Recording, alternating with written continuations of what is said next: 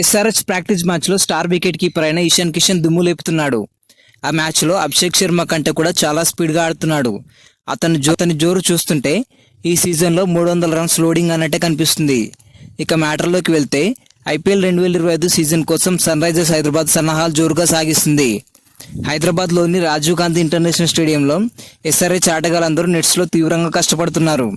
ఈ ఏడాది సీజన్లో ఎస్ఆర్హెచ్ తమ తొలి మ్యాచ్లో మార్చి 23న హైదరాబాద్ వేదికగా రాజస్థాన్ రాయల్స్తో తలపడబోతుంది.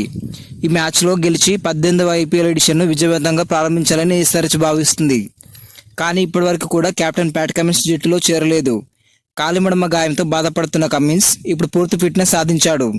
ఇక 1-2 రోజుల్లో జట్టులో చేరబోతున్నాడు. అలాగే మన లోకల్ బాయ్ నితీష్ కుమార్ రెడ్డి కూడా ఫిట్నెస్ టెస్ట్ క్లియర్ చేసి క్లియరెన్స్ సర్టిఫికేట్ కూడా తీసుకొని టీంలో చేరబోతున్నాడు. అతను రావడం ఎస్ఆర్హెచ్కి చాలా పెద్ద గుడ్ న్యూస్గా చెప్పొచ్చు. ఇప్పుడు జరుగుతున్న ప్రాక్టీస్ మ్యాచ్లో ఇంకా 6 మెయిన్ ప్లేయర్స్ అలాగే ఇతర ప్లేయర్స్ రావాల్సి ఉంది. ప్రస్తుతం మాత్రం ఉన్న వాళ్ళతోనూ విపరీతంగా ప్రాక్టీస్ చేసి ప్రాక్టీస్లో భాగంగా సన్ రైజర్స్ హైదరాబాద్ టీం శనివారం ఇంట్రా స్క్వాడ్ సిమ్యులేషన్ మ్యాచ్ ఆడింది. ఈ సన్ రైజర్స్ టీం మొత్తాన్ని ఎస్ఆర్హెచ్ ఏ అలాగే ఎస్ఆర్హెచ్ బి టీంలుగా విడగొట్టారు. ఈ ఇంట్రా స్క్వాడ్ మ్యాచ్లో ఎస్ఆర్హెచ్ ఏకు ప్రాతినిధ్యం వహించిన వికెట్ కీపర్ కమ్ బ్యాట్స్మెన్ అయిన ఇషాన్ కిషన్ విధ్వంసం సృష్టించాడు. బి జట్టులో ఉన్న బౌలర్లని ఊచకోత కోశాడు. అభిషేక్ శర్మతో కలిసి ఇన్నింగ్స్ ప్రారంభించిన కిషన్ ఆరంభం నుంచే దూకుడుగా మొదలుపెట్టాడు. ఈ క్రమంలో ఇషాన్ 16 బంతుల్లో అర్ధ సెంచరీ సాధించాడు. మొత్తంగా 30 బంతుల్లో 73 పరుగులతో నాటౌట్గా నిలిచాడు. ఆడిన 10 ఓవర్లలో ప్రతి బౌలర్ను ఊచకోత కోశాడు.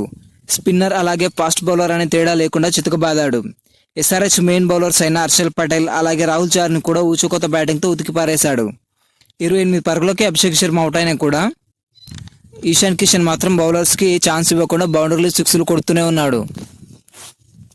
అతన్ని ఏ బౌలర్ కూడా అవుట్ చేయలేకపోయాడు. ఇక 10 ఓవర్ల తర్వాత వేరే ఆటగాళ్లకు అవకాశం ఇచ్చేందుకు అవుట్ కాకుండానే బయటకు వెళ్ళిపోయాడు. అతనితో పాటు అనికేత్ వర్మ అలాగే అభిషేక్ శర్మలు దూకుడుగా ఆడారు. దీంతో నిర్ణీత ఓవర్లో ఎస్ఆర్హెచ్ ఏ టీం 261 పరుగులు చేసింది. 2025 మెగా వేలంలో కిషన్ను 11.25 కోట్లకు భారీ ధరకు ఎస్ఆర్హెచ్ కొనుగోలు చేసింది. అతని బ్యాటింగ్ చూస్తుంటే ఎస్ఆర్హెచ్ అతనిపై పెట్టిన డబ్బుకు కంప్లీట్ న్యాయం చేస్తాడు. టోటల్గా ఎస్ఆర్హెచ్కి ఇతను వర్మ అనేలా ఉన్నాడు. ఇక ప్రాక్టీస్ మ్యాచ్లో మరొక బిగ్ హిట్టర్ పుట్టుకొచ్చాడు. అతనే అనికేత్ వర్మ. ఇతను కూడా స్పిన్నర్ అయిన రాహుల్ చార్ని అలాగే కమిందు మెండిస్ బౌలింగ్లో అవలీలుగా సిక్స్లు బౌండరీలు కొడుతున్నాడు. ఒక మాటలో చెప్పాలంటే ఇతను ఇషాన్ కిషన్కి ఏమాత్రం తగ్గిపోకుండా ఆడుతున్నాడు. క్లాస్ అయిన తర్వాత సరిగ్గా సరిపోయి ఫినిషర్లా కనిపిస్తున్నాడు. అందరూ కూడా నెంబర్ 6లో అభినవ్ మనోహర్ ఉంటాడు అనుకున్నారు. కానీ అతని కన్నా కూడా అనికేత్ వర్మ బ్యాటింగ్ చాలా అంటే చాలా బెటర్గా ఉంది. ఇందులో అభినవ్ మనోహర్ అనికేత్ వర్మతో పోలిస్తే చాలా స్లోగా ఆడుతున్నాడు. అనికేత్ వర్మ కేవలం 16 బంతుల్లోనే 46 పరుగులు చేశాడు. 17వ బంతిని కూడా భారీ సిక్స్ కొట్టే ప్రయత్నంలో అవుట్ అయ్యాడు. లేదంటే 17 బంతుల్లోనే హాఫ్ సెంచరీ చేసి ఇషాన్ కిషన్ పక్కన చేరేవాడు. ఇషాన్ కిషన్ కూడా 16 బంతుల్లోనే హాఫ్ సెంచరీ. ఇందులో అందరూ ఎక్స్పెక్టేషన్స్ పెట్టుకున్న అభినవ్ మనోహర్ మాత్రం చాలా దారుణంగా ఆడుతున్నాడు. మొదటిసారి అతను బ్యాటింగ్ వచ్చినప్పుడు మాత్రం కేవలం 6 బంతులకు 6 పరుగులే చేసి అవుట్ అయ్యాడు. ఒక్క బౌండరీ కూడా కొట్టలేదు. కానీ అతని ప్లేయింగ్ లెవెన్లో ఆడించాలనే ఉద్దేశంతో మళ్ళీ ఛాన్స్ ఇచ్చారు. అప్పుడు కొంచెం బెటర్గా 5 బంతుల్లో 15 పరుగులు చేశాడు. కానీ అతని ఆటను ఒక భారీ ఇన్నింగ్స్గా మార్చలేకపోతున్నాడు. అలాగే ఎస్ఆర్హెచ్లో వన్ ఆఫ్ ద ఆల్రౌండర్ అయిన కమిందు మెండిస్ కూడా మళ్ళీ ఛాన్స్ ఇచ్చినా కూడా బ్యాటింగ్లో మాత్రం అతను ఏంటో ప్రూవ్ చేసుకోలేకపోతున్నాడు. బౌలింగ్లో మాత్రం కొంచెం పర్లేదు అనొచ్చు. ఆ తర్వాత యంగ్ అండ్ టాలెంట్ అయిన అనికేత్ వర్మకు మళ్ళీ ఛాన్స్ ఇచ్చారు. అందులో కూడా అతను మళ్ళీ దూకుడుగా ఆడుతూ 14 బంతుల్లో 28 పరుగులు చేశాడు. అనికేత్ వర్మ తక్కువ బాల్స్లోనే ఎక్కువ స్కోర్ చేస్తున్నాడు. అది కూడా చాలా స్పీడ్గా కొడుతున్నాడు. ఒక ఫినిషర్కి కావాల్సిన అన్ని లక్షణాలు ఇతనికి ఉన్నాయి. రంజీ ట్రోఫీలో కూడా అనికేత్ వర్మ చాలా సూపర్గా ఆడాడు. రంజీ ట్రోఫీలో టాప్ స్కోరర్ లిస్టులో అనికేత్ వర్మ కూడా ఒకడు.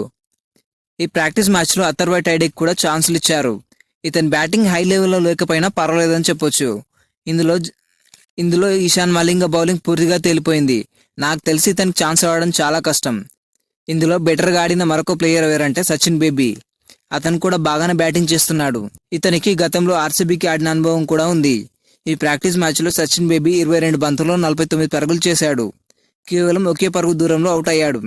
ఇతని బ్యాటింగ్ స్టైల్ బాగుంది. ఎస్ఆర్హెచ్కి ఇతను బ్యాటింగ్లో ఇంపాక్ట్ ప్లేయర్గా సరిగ్గా సరిపోతాడు. అథర్వ టైడే కన్నా సచిన్ బేబీ బ్యాటింగ్ చాలా ఇంప్రూవ్గా ఉంది. టోటల్గా ఈ మ్యాచ్ చూసినంతసేపు ఎక్స్పెక్టేషన్స్ పెట్టుకున్న ప్లేయర్ కంటే ఎవరు ఊహించిన ప్లేయర్స్ చాలా బాగా ఆడారు. అనికేత్ వర్మ బౌలింగ్ కూడా బాగా వేస్తున్నాడు. ఒక వికెట్ కూడా తీసుకున్నాడు. ఇతను చూస్తుంటే ఫ్యూచర్ నితీష్ కుమార్ రెడ్డి లాగా కనిపిస్తున్నాడు. ఇందులో చెప్పుకోవాల్సిన మరొక ప్లేయర్ ఎవరంటే జీసన్ అన్సారీ. ఇతను ఎస్ఆర్హెచ్కి ఒక బ్యాకప్ లెగ్ స్పిన్నర్. ఇతను గుగ్లీస్ చాలా బాగా వేస్తున్నాడు. ఎంత బాగా వేసినా కూడా ఇతనికి ప్లేయింగ్ గేమ్లో ఛాన్స్ రావడం చాలా కష్టం. ఒకవేళ ఇతనికి ఛాన్స్ రావాలంటే ఇంపాక్ట్ ప్లేయర్గా ఒక బౌలర్ని తీసుకోవాల్సి వచ్చినప్పుడు అది ఇతనికి ఛాన్స్ అయితే రావచ్చు. ఒకవేళ వస్తే అది కూడా సిఎస్కే హోమ్ గ్రౌండ్లో సిఎస్కేతో మ్యాచ్ ఆడే సమయంలో ఛాన్స్ రావచ్చు. ఎందుకంటే సిఎస్కేలో స్పిన్ అనుకూలం చెప్పించి ఉంటుంది. వాళ్ళ టీమ్స్లో ఎక్కువగా స్పిన్నర్సే ఉన్నారు. ఈ వీడియో ఎక్కడి వరకు చూసారంటే ఎంతో కొంత నచ్చే ఉంటుంది.